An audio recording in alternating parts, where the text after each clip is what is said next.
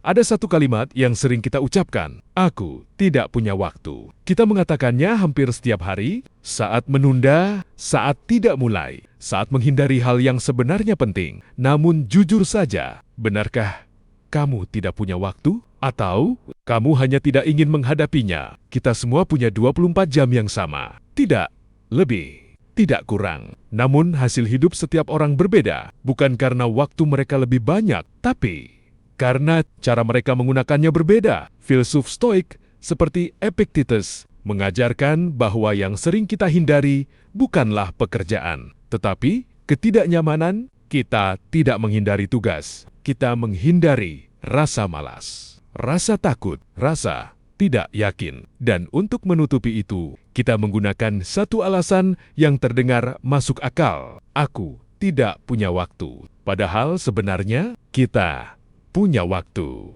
Hanya saja kita memilih mengisinya dengan hal lain. Scroll tanpa tujuan, menunda sedikit demi sedikit, mencari distraksi agar tidak perlu menghadapi kenyataan. Dan tanpa sadar, waktu habis begitu saja. Filsuf seperti Marcus Aurelius sering mengingatkan dirinya bahwa hidup ini singkat, sangat singkat, hingga kamu tidak punya kemewahan untuk menunda hal yang penting. Namun kita sering bertindak seolah waktu tidak terbatas. Seolah kita bisa mulai kapan saja. Seolah kesempatan akan selalu ada, padahal tidak. Setiap hari yang kamu tunda adalah hari yang tidak akan kembali. Ada satu hal yang perlu kamu sadari. Masalahmu bukan kurang waktu. Masalahmu adalah menghindari hal yang sulit. Kamu tahu apa yang harus kamu lakukan. Kamu tahu apa yang penting. Namun, kamu memilih menunda karena itu tidak nyaman, dan itu manusiawi. Tapi jika kamu terus melakukannya, hidupmu tidak akan berubah.